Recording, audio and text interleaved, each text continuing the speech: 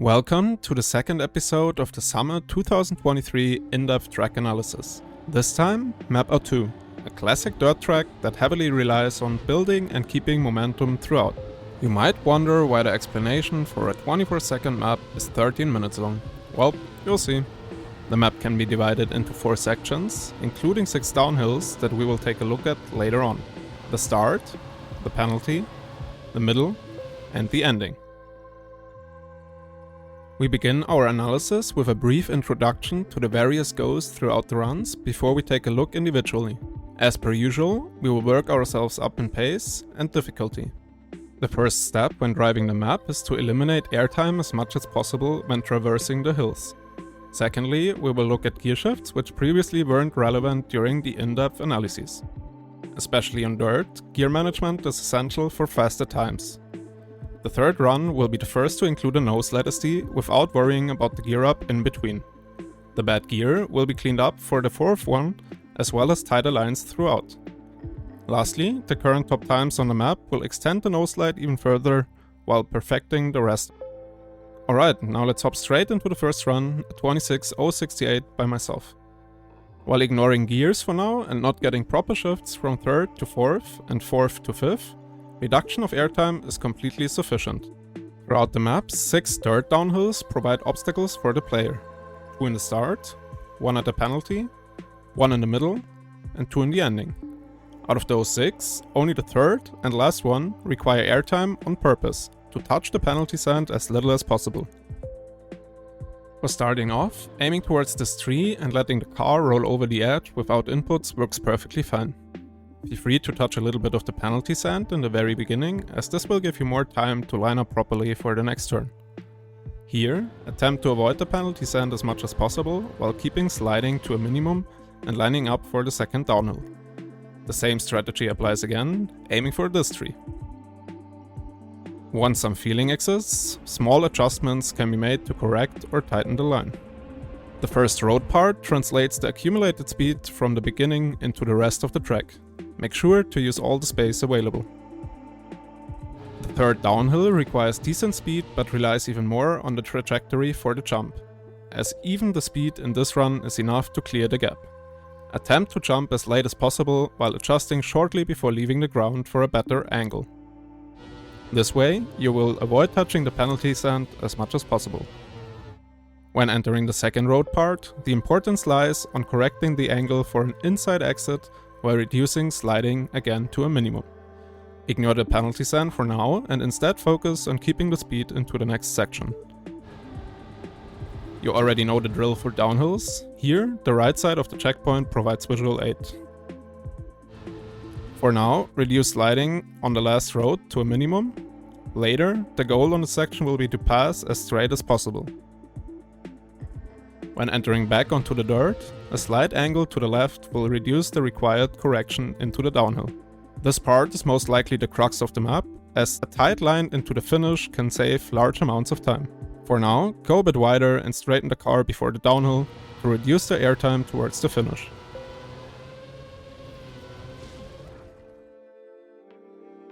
Our next run is a 25.528 by myself. The main improvement comes from a clean gear up throughout the map. Before we continue with our analysis, we will quickly take a more precise look at gear ups.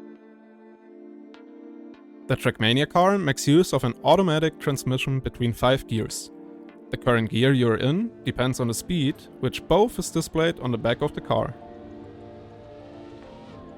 While having a rough idea of the equivalent speeds can be helpful, I personally highly recommend paying attention to the engine sound. First, this will allow you to automate the process based on muscle memory in the long run. Secondly, while speed is generally a good benchmark for an upcoming gear shift, the underlying mechanic are rotations per minute, RPM, kind of like in a real car. The higher the RPM, the faster the acceleration. The only indicator for this in-game is sound. New players might wonder, why do I even care if everything's automatic? Well, depending on how much the car is currently sliding, the harder it becomes for the car to shift into the next gear and the more speed is lost. Meaning that there isn't just one bad or one good gear, but instead a gradual transition. A common misconception is that this is caused by steering too much when the gear up happens. But instead, this is the underlying cause for it. Right when gear-offs happen, the car must be in a full noslide position to be fully clean.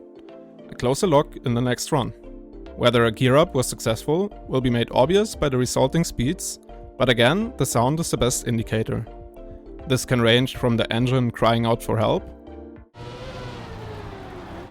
a tiny bit delayed, to the clean variant. There is some practice required to fully understand the mechanic and get used to it. To improve visibility during the analysis, the current gear and RPM are also displayed on the right with the help of the dashboard plugin. Now we can finally hop back into the run. As already mentioned, the previous run did not pay particular attention to the shifts into 4th and 5th gear, which will be cleaned up here. Other than that, the lines largely remain the same, with tiny improvements here and there. For now, the basic idea is to stop steering in time for the car to reach a full noslide position. This is already the case for the first one, the second one, and the third one. If you paid close attention to the previous segment, you might have even noticed that the third shift is still improvable.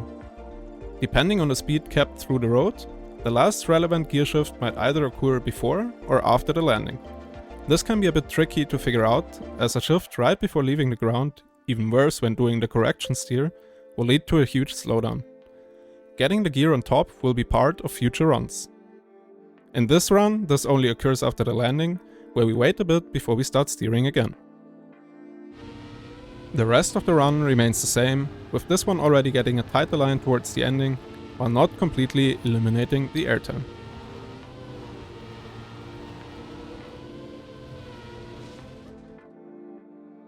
Starting from now on, the remaining 3 runs will make use of a noslide speed slide in the beginning of the map. Oh boy, here we go again. While not being new to the game of Trackmania and already present in older games, this particular mechanic recently gained a lot of attention. Many different terminologies are currently thrown around, like Quantum Slide, Noslide SD, Shadow Crancer SD, as he was one of the first to perfectly integrate them into world record runs, or Micro SD. They all describe the same thing, and for simplicity we will refer to Noslide SD during this video. Traction of the Trackmania car can be described with grip on a particular surface. The higher the grip, the more traction and the harder it becomes to start sliding. On tarmac, for example, the car will enter a slide when steering too much at 600 plus speeds, called an auto slide, or when pressing brake to initiate a drift. On surfaces with lower grip, namely grass, plastic, or in the case of O2, dirt, initiating a slide becomes way easier and requires lower speeds overall. Generally, the car can enter 2 different states, not sliding and sliding. The current state is visually indicated by skid marks behind the car, with plastic and ice being the exception. Not sliding always leaves behind a maximum of 2 trails, which result from the 4 wheels being perfectly in sync and keeping full grip. As soon as the car starts sliding, these skid marks split apart, creating larger skids overall. The timing of when this happens depends on the speed and steering amount and can also be identified by the feeling of the reaction of the car. The amount of overlap is relevant for speed sliding, but not as relevant in the case of O2. For now, simply keep in mind that tinier skid marks on dirt generally result in higher acceleration. Plugins like the Skid Marks Manager or Chroma Skids can greatly improve visibility and understanding, but aren't crucial. Now back to the interesting part, the Noslide SD. In addition to the stages of sliding and not sliding, another transitional state exists between the two. The precise combination of speed and steering can edge the car into a position shortly before sliding out. During this state, skid marks will split apart, as when sliding, while barely keeping full grip. Due to being close to the optimal speed sliding overlap of skid marks on dirt, grass, and plastic, this increases acceleration compared to the normal noslide and brings additional advantages and disadvantages. The inputs can be very precise, ranging between a 5 to 10% steering value depending on the situation. The closer the car gets to sliding out, the wider and consistent the resulting skid marks will become, leading to more speed. When attempting to perfect Noslide SDs, always steer as close to sliding out as possible. Referring back to the gear section, performing a Noslide SD counts as sliding and will therefore not result in a clean gear. This will be relevant later on for our fourth run. We continue back to O2. By performing a noslide ST in the start while ignoring the gear in between for now, more speed can be generated for the rest of the track. Keep eating the penalty sand in the start, as this will simplify getting the correct lines. Smooth steering and staying below a maximum of 60% value is more optimal and allows tiny adjustments within the 5 to 10% range, but the 60% action key works perfectly fine for this scenario and allows consistent setups. Getting used of holding the steering angles manually will require a lot of practice. Even when eating the gear, as there are still 4 lines visible on the ground, the resulting speed will still outpace the previous runs easily. This run already keeps more speed and gears up before dropping across the penalty sand. The rest of the run remains largely the same, with an even tighter ending. To make this easier, aim to pass the second chicane on the left as close as possible.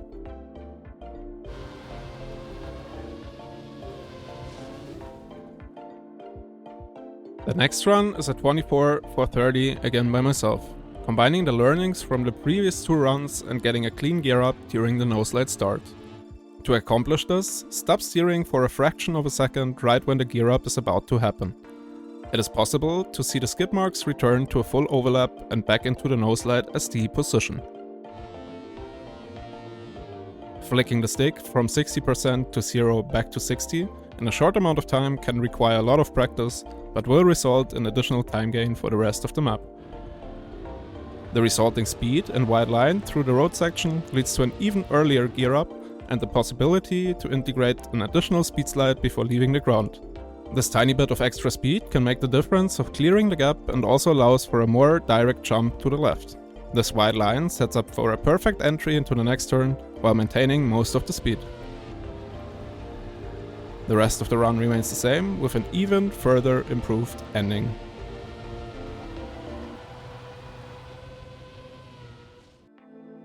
For our final analysis, we make an exception this time and instead look at the top 2 times on the map, with the world record of 24.148 by Cabby and a 24.167 by Zodiac, as they keep on pushing the record lower and lower.